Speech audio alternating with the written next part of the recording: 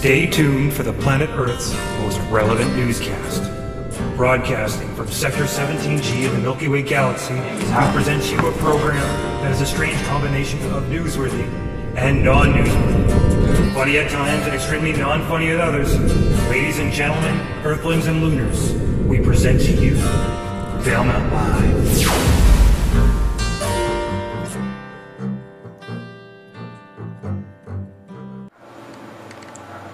I'm Anne-Marie Scott. And I'm Jody Newham. Welcome to the 42nd episode of Valemount Live. Here's our top story tonight. The CRTC released their ruling on the future of community television.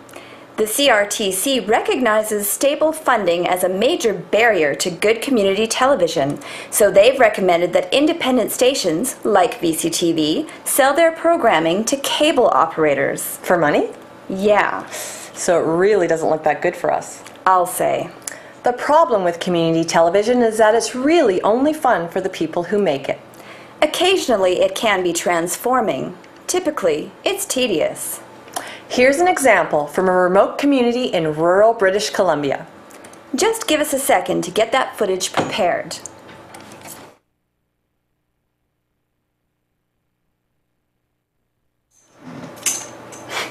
Welcome to Valemount Live. I'm your host, Anne-Marie Scott. And I'm Jody Newham. We have a very interesting program for you tonight.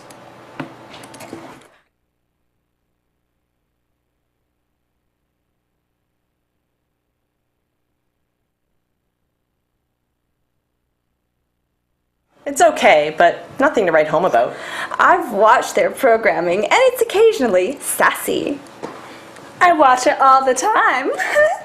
Oh, hi, Rosalind. Hi, you guys. What you doing? I just thought I'd sit here. Sure. Tonight, we've got performances from the Robson Valley Music Festival.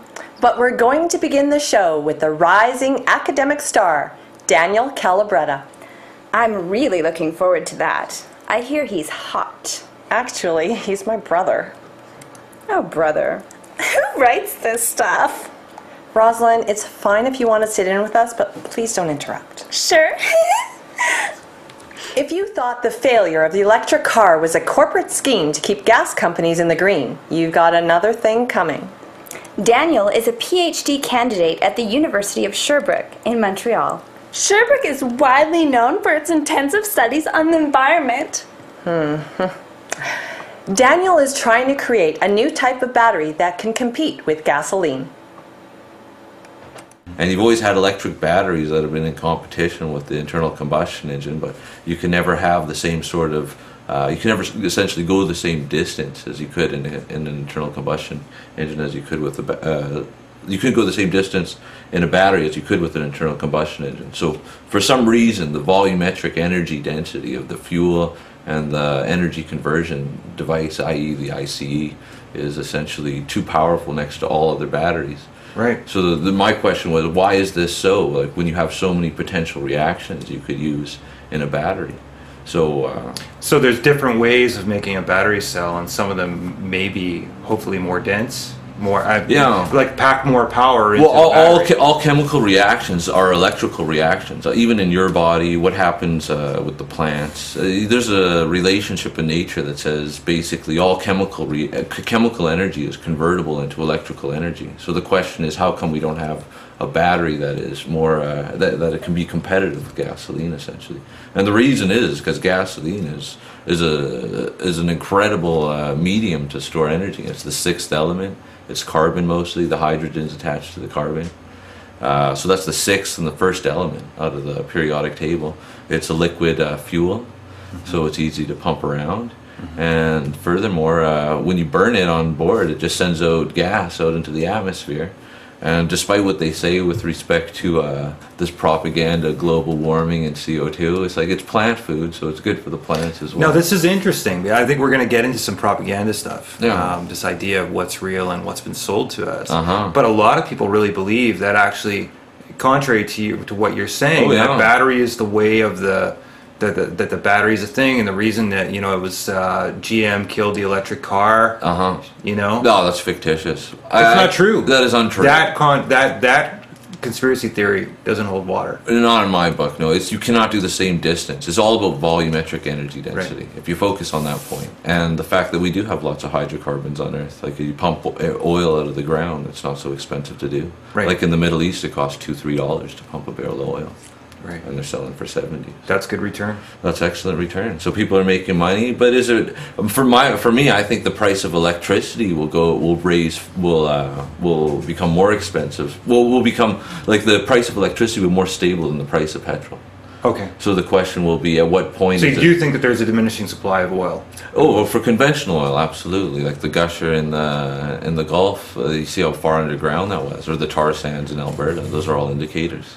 Indication that industries had to go so far to the edges, to the extremes, to get more oil. Oh, so. You can look at the States. They're the biggest exporter of oil in the 50s, and now they're massively dependent on oil. And we're digging up the tar sands, which is essentially the bottom of the ocean before. That's what the tar sands was. Right. So yeah, this is definitely occurring. This phenomenon is occurring. So the question is, when will we have this battery, or what's the problem there? Like, why don't we have a battery that does the same thing more or less as the internal combustion engine? And there's a lot of talk about fuel cells for about 10 years, 20 years there. But Right. fuel cells have been around for almost like 150 years or something. Does this all come down to cars? Yeah, transportation, right? It's all about transportation. You don't want to be hooked up. You don't have a cord hooked up to some wall somewhere. You want to be free.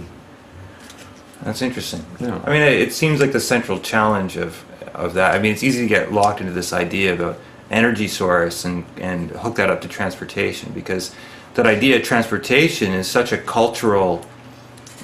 It's so tied up in how we think we have to be. We have to have a car. I mean, do you have a car? Did you drive here? No, I don't even have a license. Well, how did you get here? I mean, my you're sister, solving sure. a problem that's not really a problem. Yeah, actually. sure. No, for my personal story, like my friends told me you're a terrible driver when I was a kid. So I was just like, Sorry. fine, I just won't drive. Well, I'm a student. I've been a student for 12 years, more or less. So Right. You don't have the money to do it either. Right. So yeah, I still think the bicycle is man's greatest invention. But heavy transport applications, there is a need for them. So Sure. it's just natural evolution. We will get out of the using gasoline for one reason or the other, be it the price or the difficulties, or something better just simply comes along. You find a better reaction to reverse, a reversible reaction. That's what batteries are. Let's just talk about. You're not a historian, but I'm sure you know a lot about the history of the battery.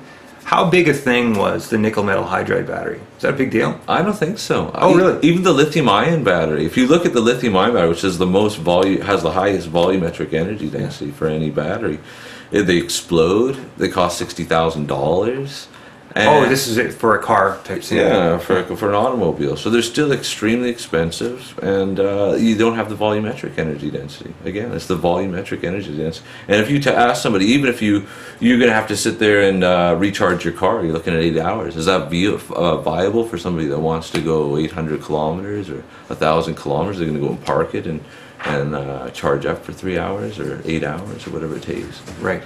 So yeah, why can't they just put an alternator on the wheel and then charge the battery as they go? Oh, you're trying to that's the second law of thermodynamics. There is no perpetual motion machine. Right. That's a certainty. That's a conspiracy. Yeah. Speaking of conspiracies, you have some strong views about 9/11. Oh yeah, and you know what? That's coming up. It's coming up. So proud of you, Daniel. Stay tuned for the rest of his interview later.